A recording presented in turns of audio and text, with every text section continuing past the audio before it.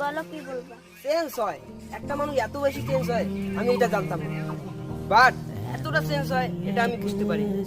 এখন তুমি এত আপডেট হছো। আমার সাথে প্রেম করতে আর ভালো লাগতেছে না, তুমি বুঝতে পারছো না? তুমি একটু বুঝো। ভালোবেসে ভরবে না এমন, তুমি আমার এমনই একজন যারে এক জনমে ভালোবেসে ভরবে না এমন,